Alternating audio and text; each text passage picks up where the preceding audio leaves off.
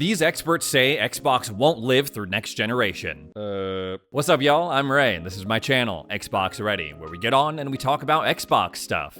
The latest news, rumors, games, accessories, hardware, pretty much anything I want to talk about as long as it's about Xbox in some way. And in today's video, we're going to talk about a report that leads many to believe that Xbox won't survive the next console generation, some surprisingly good news coming from Sony, and how 2025 could bring us Xbox's strongest developer direct yet. So if you've been keeping up with my channel, if you've been keeping up with any sort of gaming news at all, you've probably noticed by now that Xbox has been going against the grain a little bit over the past year, especially when you compare their strategies to Nintendo and Sony. They got this multi-platform light thing going on. They may ditch console exclusives entirely. Microsoft's trying to convince us that no, it's not just Xbox consoles that are Xboxes. No, your TV is an Xbox, your phone is an Xbox, your iPad's an Xbox. Anything can be an Xbox if you just believe hard enough. And while there's been a lot of back and forth about what they're doing, I've certainly thrown my 2 cents in there as well. It may not even matter because according to an annual market report from DFC Intelligence, it's entirely possible that Xbox, or maybe Sony,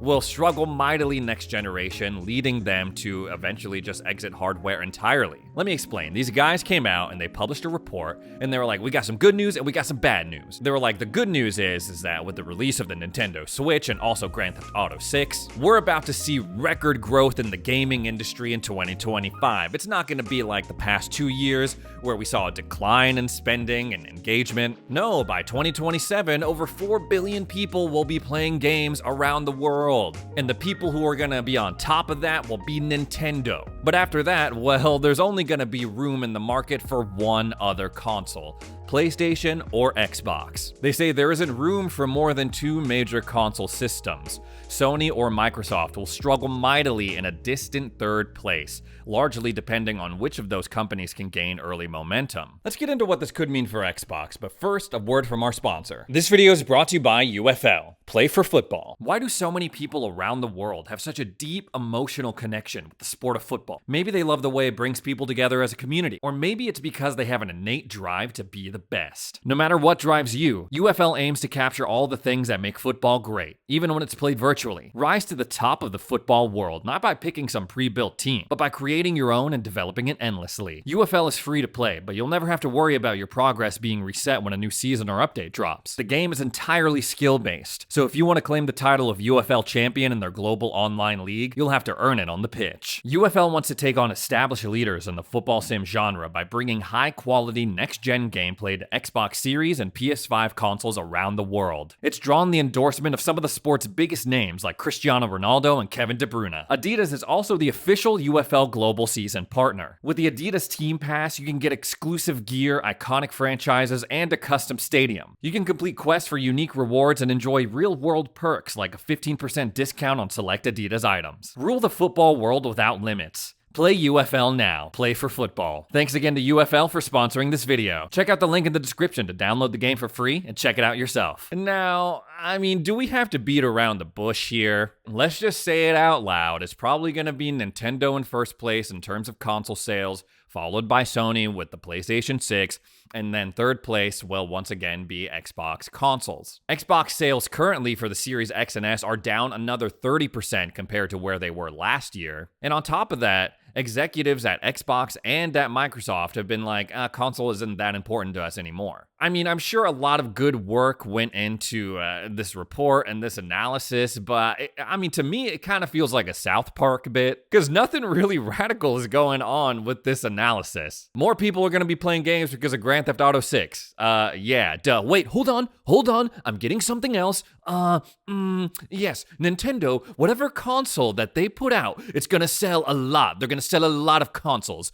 And then, I don't know, I can't see clearly yet, but either Sony or Xbox, well, they're gonna sell a lot of consoles, but not as many consoles as the Switch. And then someone after that, they're not gonna sell very many consoles at all. They're basically just predicting that the same thing that happened this generation is gonna happen in the next. At one point, they do say in this report that the Series X and S, they were failures. And I take issue with that because, well, yes, I do agree that commercially, the Series X and S were not as successful as the PlayStation 5 or Nintendo Switch. Sure, I'll give you that. But to say that it's a failure, I feel like is a stretch. It's still a good product, both the Series X and S. On top of that, as I mentioned earlier, Xbox is already preparing for this. So even if their consoles aren't selling like they kind of are right now, they're still going to be around as a company. They're still going to be making good games like we've seen over the past few months. And I still feel like a fair amount of people are going to buy whatever next-gen Xbox that they come out with that we know that they're working on. And I hate to admit this because I'm just not the biggest fan of this strategy, but even if people buy Nintendo Switches and PlayStation 6s in favor of whatever Xbox console is going to come out next, considering that Microsoft is putting Xbox games on both of those consoles, it's like, well, it's still going to make money for them in some weird roundabout way. The one thing I think we can all agree on is that Xbox isn't doing these things from a position of strength.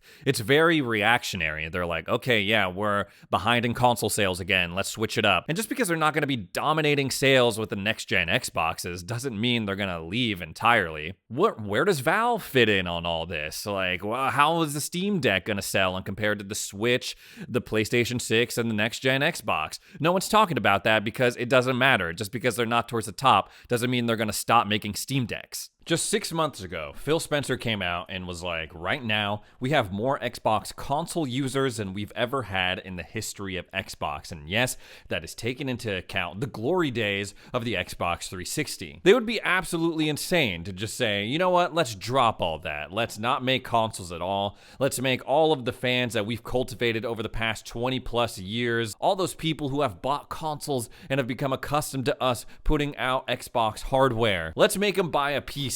Let's make them play cloud gaming. No, they're not going to do that. The last time we heard concrete numbers about this was a couple of years ago when Satya Nadella said that there was 200 million monthly active Xbox users.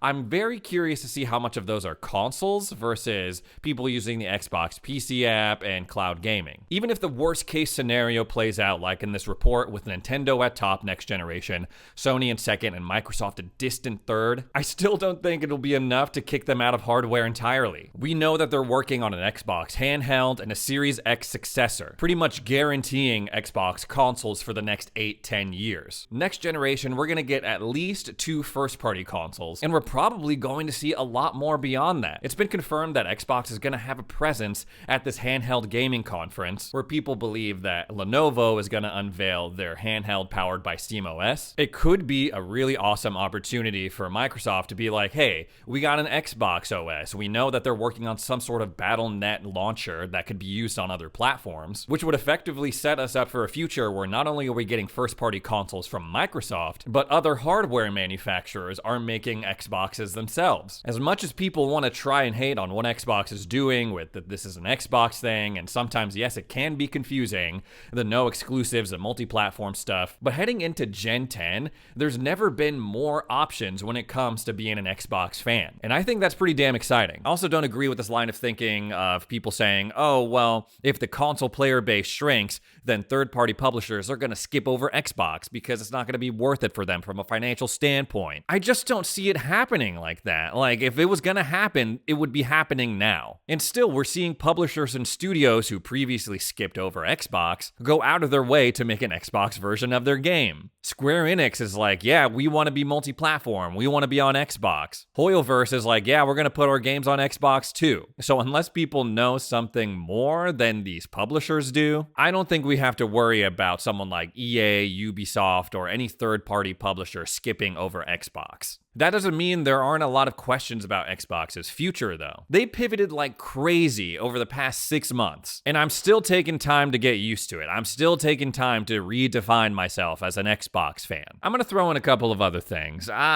This might be like the Xbox salt or the cope, but at the same time, I look over at PlayStation, I'm like, okay, yes, they're quote-unquote beating Xbox, at least with console sales. But I don't know, like this whole idea that like PlayStation is perfect and Xbox Xbox is like this awkward stepchild. I just don't get it, man, because PlayStation has been flubbing a lot, especially over the past couple of years, and no one seems to be raising a stink about it in the same way they did with Xbox. PlayStation has also been considering a more multi-platform approach, with Windows Central even going so far as to say that Xbox is going to get even more former PlayStation exclusives in 2025. And while PlayStation, Sony, their official stance is like, well, we're talking about PC, we're not talking about bringing our games to other consoles, especially when they launch, like we did with Helldivers, you know. But no one's freaking out about it in the same way that they are with Xbox. I feel like people are giving PlayStation, Sony, they're giving them a lot of grace. They're resting on their laurels a little bit. Outrage for a $700 PlayStation console came and went really, really quickly. They also had a huge blunder with Concord earlier this year. You can't even play Concord anymore. They pulled the plug like a couple weeks after launch. If Xbox released a game like that, people would be all over them. Like, dang, man, I know Redfall was a flop or whatever, but at least you can still play it. Xbox fans will have one less thing to worry about, though, when it comes to PlayStation and Sony, because it turns out they're not actually acquiring the parent company of From Software. I was a little worried that this was going to be an acquisition just based off of what Sony has done with their other acquisitions like Bungie, but it turns out we don't have anything to worry about because Sony is just the largest shareholder at Kadokawa, they don't outright own them. But enough about Sony, let's get back to Xbox. That's what this whole channel's about, right? Well, we are almost to January, and you know what happens in January, or at least the past 2 years for Xbox fans? Developer Direct. This is a mini sort of showcase that Xbox does at the beginning of the year where they take games that are going to come out in that year and give us an extended look. They haven't confirmed that it's happening this year, but I can only assume that they're going to do it again. It's always a good show. Especially last year, we got a glimpse at a lot of cool games like Indiana Jones. But as awesome as Developer Direct was last year, 2025 has the potential to just completely blow it out of the water. They have their pick of the litter in terms of games that they want to focus on. We know that already for 2025, the release slate is looking pretty damn good if you're an Xbox owner or if you're a Game Pass subscriber. They're going to ship Doom: The Dark Ages, Fable, Avowed, The Outer Worlds 2, and probably another Call of Duty game as well. I got to talk to a developer from In Exile Games who was working on Clockwork Revolution, and they say that's going really well too. I don't know if it's going to come out in 2025, but that's yet another really awesome project on the horizon for Xbox fans. Some people are holding out hope for Everwild. Forget about Everwild, y'all. I don't think we're going to be seeing that game for a long time. Definitely not a Developer Direct. The obvious choices for me, I'm thinking they're going to show South of Midnight, Fable, Avowed, Doom: The Dark Ages. That fifth game, I'm not so sure. Maybe Gears of War E-Day because it tentatively has a 2025 release window, just no specific season or month. Or it could be whatever Call of Duty they're planning to release next year as well. Developer Direct is a great way to get a glimpse at what the game is truly gonna be like. Since they only focus on games that are going to release that same year, it's a great opportunity to do any last-minute pitches. What we see at Developer Direct is oftentimes what we end up getting when the game launches, for better or for worse. Starting with South of Midnight, there's still a lot more that we need to see from this game. They showed a lot of the intro areas especially, and I would personally like to go more in-depth with the combat and progression of whatever kind of skill tree that they have in South of Midnight. So far it seems, again, they've shown a lot of intro areas, a lot of super simple combat and traversal. And I'm not saying it looks bad, I'm just saying it looks very straightforward, simple. You hit a little bit, you dodge out of there, you can glide from different places. Sure, that's all cool, but how does all of that progress? I would love to learn more about that from South of Midnight and Compulsion Games. I'd also like to get more details about the story. They've talked a lot about the vibe that they're going for. Oh, we want to have a love letter to the South. We want to portray the South in a way that people don't usually see it. We'll throw in this interesting deep South folklore and creatures. But in terms of the overarching story,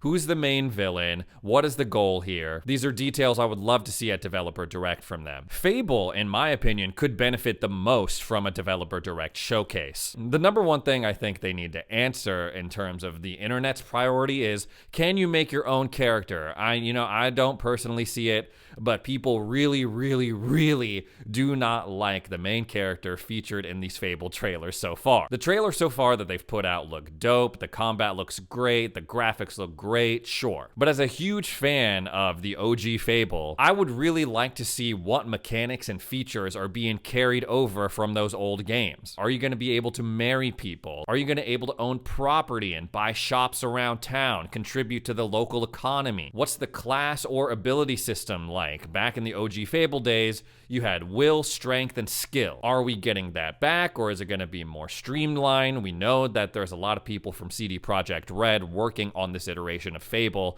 so is it going to be more Witcher-esque? Are there going to be animal companions? How raunchy is it going to be? I mean, those original Fable games, especially 2 and 3, were pretty damn raunchy. I'm not going to go into details about it, but there is some sleazy stuff that you can get into in those games. Is this going to be a more sanitized version? I'm not sure that they can get into that at Developer Direct, but I'm very curious about this new Fable. I'm very excited for it, but there's so much about it that we don't know, especially for a project that's supposed to be coming out in 2025. If they have a Developer Direct in January, Avowed is definitely a lock to be there. We've already seen so much of this game.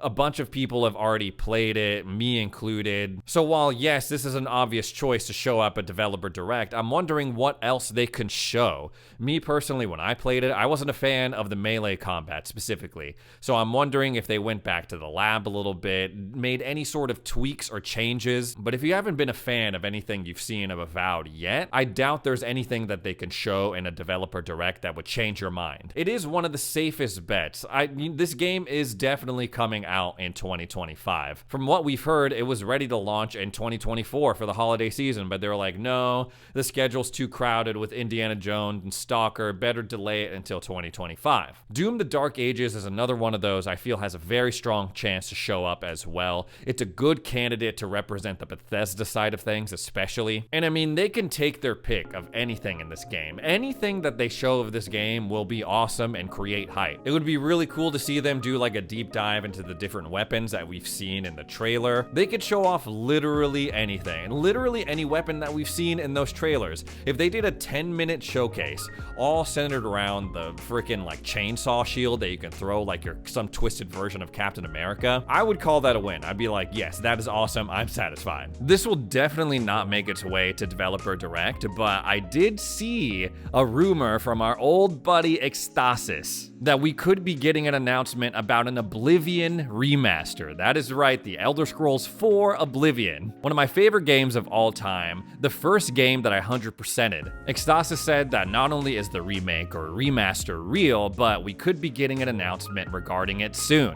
And whew, I hope, I'm praying that is true, because that would be sick. I mean, my God, how many versions of Skyrim did we get over the past 13 years and nothing about Oblivion? For a while, I was holding out hope for Sky Oblivion, then I got tired of waiting. So I would love to see a full-blown remake or remaster of this game. It's been far too long, and I think it deserves it. In interviews and stuff, Todd Howard and the team at Bethesda, they say there's really nothing going on in terms of remakes right now at their studio. But a while back, we got a bunch of Xbox and Bethesda leaks, and one of the things in the Bethesda leak specifically was an Oblivion remaster. I think it's long overdue, and if it released in 2025, I don't even know what I would do. I mean, there's already all of those Xbox games that we talked about earlier in the slate coming out, and then there's Grand Theft Auto 6, so I'm gonna have to juggle all of that. And if an Oblivion remaster comes out, like, that's the type of game that takes up hours and hours and hours of your time, hundreds of hours. So maybe it might be best if they waited until 2026 to drop that, because right now my slate is full. Anyways, guys, that's all the Xbox stuff I have to talk about today.